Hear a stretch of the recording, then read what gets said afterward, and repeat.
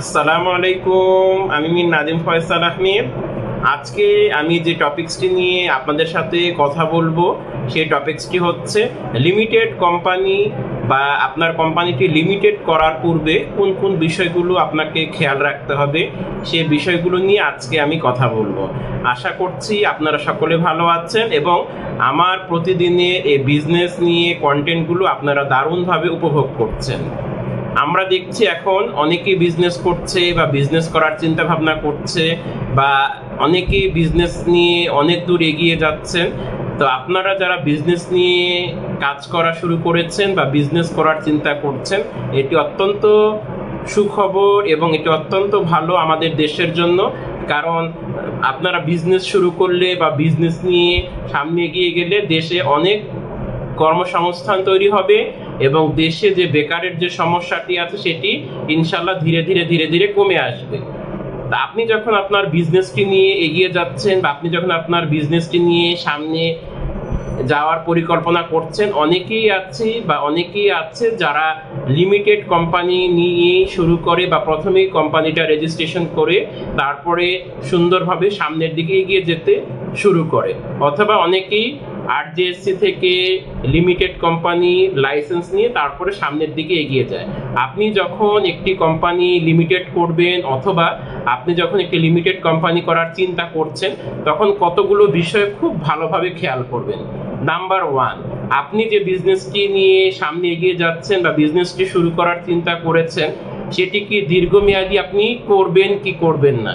কারণ অনেকে আছে যারা বিজনেস নিয়ে দীর্ঘমেয়াদী পরিকল্পনা নেই, কিন্তু এখন যেহেতু ফ্রি আছে অথবা বেকার আছে তাই সে বিজনেসটি করার চিন্তা করছে বা বিজনেসটি নিয়ে কাজ করার চিন্তা করছে এবং সেই দূরদর্শিতা বা একটু বড় করে চিন্তা যেহেতু সে করছে না, কিন্তু সে শুরুতেই করছে কি অন্য একজন লিমিটেড কোম্পানি করেছে, সেও লিমিটেড কোম্পানি শুরু করে নিয়েই সে কি করছে তার বিজনেসে এগিয়ে যাওয়ার চিন্তা করছে। প্রথমে আপনাকে দেখতে হবে যে আপনি কি বিজনেসটি নিয়ে দীর্ঘমেয়াদী পরিকল্পনা করছেন কিনা, যে না আমি বিজনেসই করব, আমার বিজনেসই করার চিন্তা আছে, আমি বিজনেস ছাড়া অন্য কোনো কিছু করব না। দেন আপনি এই জিনিসটি যদি আপনার মনে থাকে যে হ্যাঁ আপনি বিজনেসই করবেন এবং আপনি যে বিজনেসটি শুরু করার পরিকল্পনা করছেন সেটি নিয়ে আপনি অনেক দূর এগিয়ে যাবেন, আপনার পরিকল্পনাটা অনেক। এক্ষেত্রে আমি একটা কথা বলে রাখি, আপনি যখন বিজনেসটি করবেন বা করার চিন্তা করছেন অবশ্যই আপনার পরিকল্পনাটা যেন দীর্ঘমেয়াদী হয়ে থাকে, তাহলে দেখবেন রেজাল্ট ইনশাল্লাহ খুব ভালো আসার সম্ভাবনা অনেকাংশে বেড়ে যায়। যেমন আপনি এই বিজনেস নিয়ে আপনার আমৃত্যু অর্থাৎ আপনার সারা জীবন আপনি বিজনেসটি করবেন, তাহলে দেখবেন এই বিজনেসে আপনার একটা ভালো লাগা কাজ করবে, এই বিজনেসে আপনার একটি ভালো লাগা কাজ করার পাশাপাশি আপনার একটা আগ্রহ বাড়বে যে না আমি এই বিজনেসটি নিয়েই সারা জীবন থাকবো, আমি এই বিজনেসটি নিয়েই সুন্দরভাবে সামনের দিকে এগিয়ে যাব এবং এই বিজনেসটি কিভাবে ধীরে ধীরে বড় করা যায়, এরকম বিভিন্ন পরিকল্পনা তখন আপনার মাথায় চলে আসবে। দ্বিতীয় কথা হচ্ছে আপনার যথেষ্ট পরিমাণ ফান্ড আছে কিনা, এই জিনিসটি আপনি ভালো করে লক্ষ্য করবেন। কারণ অনেকে আছে যাদের ফান্ড কিছুটা কম কিন্তু লিমিটেড কোম্পানি করে রাখে বা করার একটা চিন্তা আছে, যেহেতু তিনি ফান্ড রেজ করবেন বা ফান্ড রেজ করার একটা বিষয় আছে, তখন অনেক সময় ইনভেস্টররা দেখে যে কোম্পানিটা লিমিটেড কিনা অর্থাৎ কোম্পানিটা রেজিস্টার্ড কিনা, বা কোম্পানিটা রেজিস্টার্ড হলে তখন অনেক সময় ইনভেস্টররা আগ্রহ প্রকাশ করে থাকে। কিন্তু একটি কোম্পানিতে ইনভেস্টররা তখনই আগ্রহ প্রকাশ করে থাকে যখন কোম্পানিটা সামনের দিকে খুব সুন্দরভাবে এগিয়ে যেতে থাকে, কোম্পানিটা বেশ ভালো রেভিনিউ জেনারেট করছে এবং যিনি এই কোম্পানিটা পরিচালনা করছেন বা নেতৃত্ব দিচ্ছেন তিনি খুবই চৌকস এবং তিনি খুব ভালোভাবে এটি পরিকল্পনা করে সামনের দিকে এগিয়ে নিয়ে যেতে পারবে। এরকম ফাউন্ডারের কাছেই ইনভেস্টররা তখন ইনভেস্ট করতে খুব ইজিয়ার হয় এবং তারা তখন সেখানে ইনভেস্ট করে থাকে।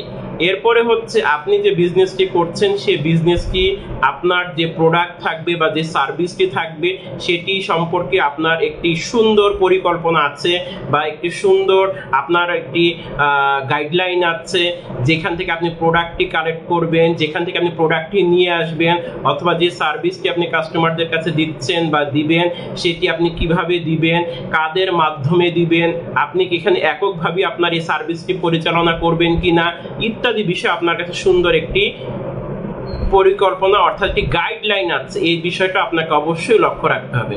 তারপরের বিষয়টি হচ্ছে আপনার বিজনেস মডেলটি খুব ভালো, কারণ এখন দেখা যায় যে অনেক সময় বিজনেস মডেল আমরা সাজাতে পারি না, যেটি সত্যি কথা। আমি যখন প্রথমে বিজনেস করার চিন্তা করেছি, আমি প্রথমে বিজনেস মডেলটা কিভাবে সাজাবো, কিভাবে সাজালে ভালো হয়, এই বিষয়গুলো খুব ভালোভাবে জানতাম না। কিন্তু এখন আমি প্রতিদিন বড় বড় যারা বিজনেসম্যান আছে বা যারা দীর্ঘমেয়াদী বিজনেস করছেন তাদের বিভিন্ন পরামর্শগুলো শুনে শুনে আমি অনেক কিছু শিখছি, জানছি, বুঝছি। অ্যাজ এ রেজাল্ট তখন আমি চিন্তা করেছি যে না, আমি যেহেতু এগুলো জানছি, আমিও অন্যজনকে এই নলেজগুলো শেয়ার করি। অন্যজনকে নলেজগুলো শেয়ার করলে এতে আমার নলেজ কমে যাবে না, বরং আমার নলেজ বাড়বে এবং অন্যজন যারা বিজনেস করার চিন্তা করছে বা করবে তারা নতুন করে এখান থেকে শিখবে, জানবে, বুঝবে ইত্যাদি। তো আপনারা যারা লিমিটেড কোম্পানি করার চিন্তা করছেন, আমি যে বিষয়গুলো হাইলাইট করলাম, আমি যে বিষয়গুলো আপনাদের সামনে তুলে ধরলাম, আমি যে বিষয়গুলো আপনাদের সামনে প্রসঙ্গগুলো নিয়ে আসলাম, অবশ্যই এই বিষয়গুলো আগে খুব ভালোভাবে খেয়াল করবেন। কারণ আপনারা জানেন লিমিটেড কোম্পানি যখন আপনি করবেন তখন কিন্তু এটা অডিট রিপোর্ট সাবমিট করতে হয়ে থাকে, হ্যাঁ, ও ট্যাক্স দিতে হয়ে থাকে। সুতরাং আপনাকে এই ওভারঅল বিষয়গুলো আগে ভালোভাবে জেনে বুঝে শুনে এই বিষয়গুলো ভালোভাবে বুঝে এই বিষয়গুলো সম্পর্কে ভালো আইডিয়া নিয়ে দরকার হলে আপনারা লস ভেঞ্চার কনসালটেন্সিতেও যোগাযোগ করতে পারবেন। এই বিষয়গুলো ভালোভাবে নলেজ নিয়ে তারপর আপনারা আপনাদের কোম্পানি যখন লিমিটেড করবেন তখন এটি নিয়ে খুব সহজে সামনের দিকে এগিয়ে যেতে পারবেন। আজকে আমরা যে বিষয়গুলো নিয়ে আপনাদের সাথে কথা বললাম বা জানালাম যে লিমিটেড কোম্পানি করার পূর্বে কোন বিষয়গুলো ভালোভাবে জানতে হবে, বুঝতে হবে, আশা করব এটি আপনাদের জন্য সুবিধা হবে এবং আপনারা লস ভেঞ্চার কনসালটেন্সির পক্ষ থেকে ঘরে বসে এই ফ্রি কনসালটেন্সি সেবাটা পেয়ে যাচ্ছেন। যে কোনো প্রশ্ন আমাদের ফেসবুক পেজ অথবা আমাদের অফিসে এসে যোগাযোগ করতে পারবেন। আসসালামু আলাইকুম।